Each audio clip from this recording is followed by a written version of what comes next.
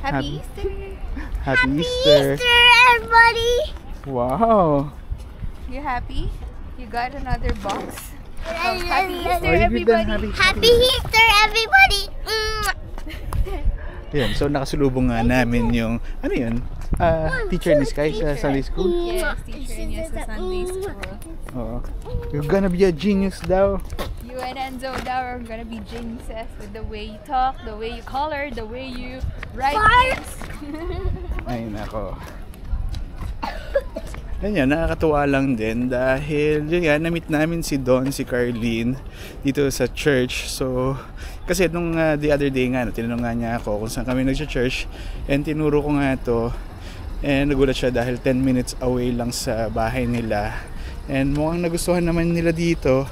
So hopefully makita namin sila in the coming Sundays din dito. Ayan, so dito na nga lang uli kami sa Toronto Premium Outlet nagpunta dahil kanina nagka-time kami pumunta dun sa Costco, dun sa may Laird na branch nila kasi dun sa video ko nga before para may nagsuggest na subukan namin pumunta dun pero hindi namin alam na sarado pala today kaya dito na lang uli. So dito tayo Saan? sa first stop natin. First order of business. Ito na naman, sa chocolate na naman. Dahil itong dalawang bata, alam nila na merong free sample dito. Pero kanina nga, nagyaya nga rin sila Kuya Ali na kumain uli ng Japanese buffet. Pero yun nga, medyo malayo kasi. And ngayon kasi parang nag-iba lang ng schedule yung sa church. So medyo late kami natapos, kaya hindi na kami nakasunod. Ano? Epic Fail? Wala namimigay? Wala. Ay.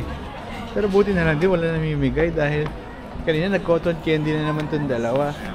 Dahil kanina sa church, binigyan uli sila ng tig-isang cotton candy. So most likely, yun yung natira from yesterday. Yan, yung dalawang bata naglalaro. Itong nanay. Ano, may nakita ka? Wala. Wala. Wala. Ayun yun, ang dami palang sarado ngayon. Kaya kanina, nakita naman namin dito sila Jason, tsaka kasama niya yung family niya. Nag-iikot-ikot lang din. So later, baka makapag-dinner tayo together with them. Yan, tingnan natin. Yes, may nabili si Madam Sarah and si Madam Jamie. Thank you! Para maiba naman. Parang parang lagi na lang Mother's tayo Day today. nandito. Window shopping. Hindi ba ako? Sa bag? So ngayon, paalis na kami. Yun, kakain kami uli sa labas. So for this week, 2 beses kami kakain sa labas. Pero si Sarah ang may request naman ng kakainan ngayon. Chinese restaurant din, no? Taiwanese. Taiwanese. The pressure. Here. Let's go.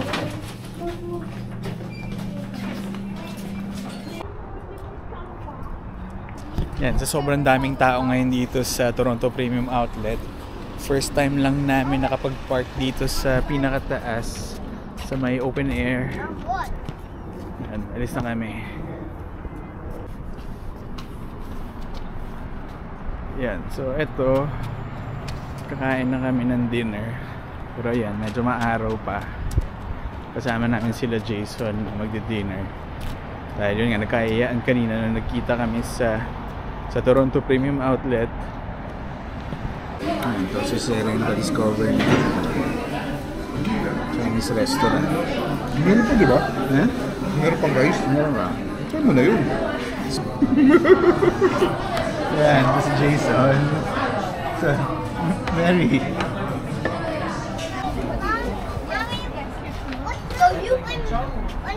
Yan, so tapos na kami kumain.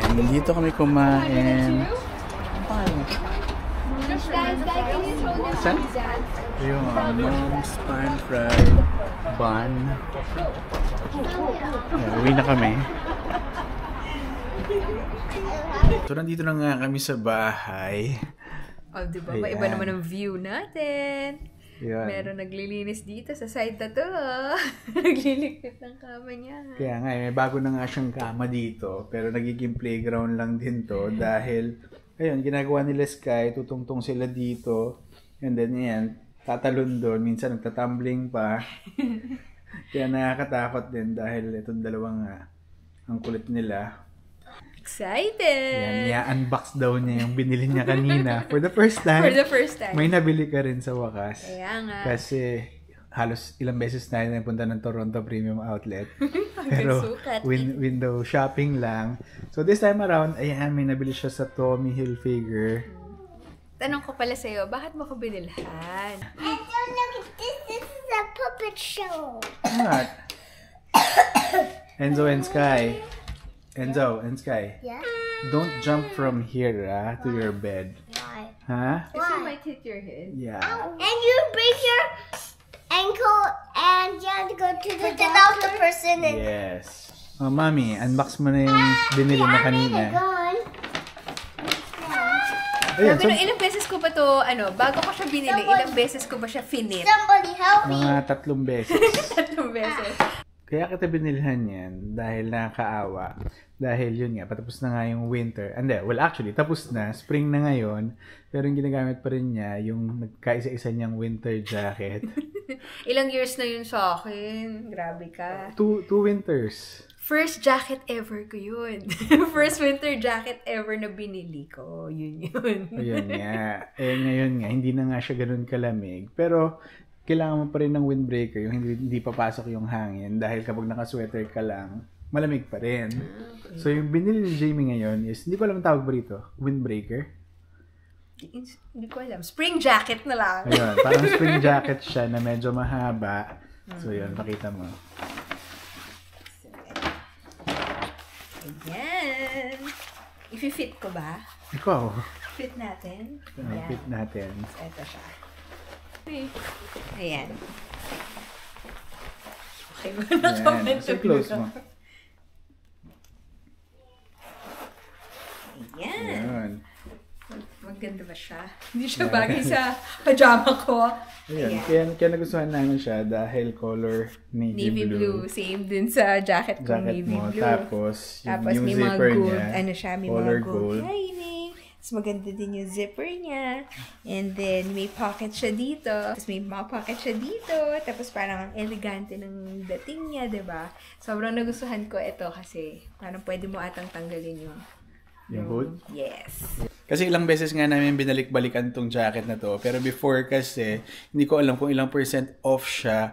Pero more than $100 pa rin siya.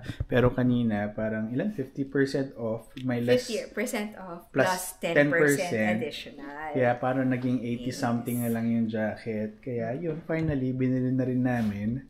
Hindi lang namin na-expect, no, kung ano yung mga nangyari today. Pero nakakatuwa lang siya. Kasi hindi nga namin in-expect kaninang umaga na makikita namin si Don tsaka si Carlene dun sa church. And hopefully si Jason tsaka si Mary, next time sana mabit-bit din namin doon. Nagtatanong nga lang kung nakuha na ba yung result ng selfie mo. So until now, hindi ko pa nakukuha. So wala until pa rin. now, inisip ko pa din kung ano yung result ng selfie ko. Kami ayun tatlo nga. nag-sleep Kayong over. tatlo nga yung natulog dyan. Kasi yun nga, sanay ako syempre na kapag natulog ako, katabi ko si Jamie. Pero nung medyo nagising nga ako ng madaling araw, tataka ako bakit ako lang yung mag-isa nasa kama. Yun pala si Jamie kasi pinatulog niya kahapon yung mga bata dito sa kama. Apparently, pati ako siya, yung naunang nakatulog kaysa tsaka sa na rin pinapatulog natulog. ko. Oo. Pero ayun nga, ang sarap pala matulog dito sa kama ni Bakit? sa kama ni Enzo. Wala, masaya siya sa likod ko. Hindi, tsaka kasyang-kasya kayong tatlo Oo. dyan. Oo, luwag pa siya. Yun lang, malamig pa rin talaga siya dito. So next month nga, magte-take nga ng exam si Jamie ng drive test niya. Pero currently, nagpabook siya saan nga nagpabook? Sa Oakville. Sa Oakville. Pero yun nga, medyo nag-aalangan siya dahil hindi niya alam kung saan ba raw mabilis pumasa. So kung meron niya kayong idea kung saan ba madaling makapasa ng drive test ng full G niya, please feel free lang na ilagay sa comment section. Ano? Parang narinig ko kasi sa Orangeville or sa Guelph daw yung mas mabilis. So, kung matutulungan nyo ako, guide nyo ako kung saan ba ako dapat kumuha ng drive test ko. Sa Orangeville nga ba or sa Guelph? Yun, kasi kanina nga, kasama nga namin sila Jason mag-dinner. Si Jason kasi, tinake niya yung full Genius sa Guelph. Ako naman sa Oshawa. Pero yung sa akin niya, medyo malayo siya. Parang I think more than 1 hour yung biyahe. And then sa Guelph, more or less, mga siguro 45 minutes. Pero yung pinakamalapit sana, dito sa Oakville. Pero syempre, iniisip namin kung saan mabilis makapasa. Kasi yung sa Oakville nga, malapit nga. Pero kung uulitin din naman niya, parang sayang naman yung babayaran namin.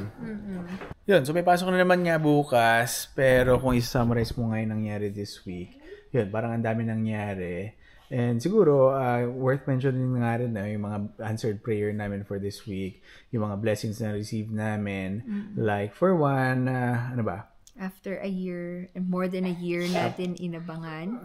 Finally, this Holy Week natin na-answer yung prayer natin dun sa Canada Child Benefit. Yeah. Kasi yun nga, from the time na nag-expire nga yung unang work permit ko, yun nga, nag-stop na nga yung Canada Child Benefit namin. So that was last year na May.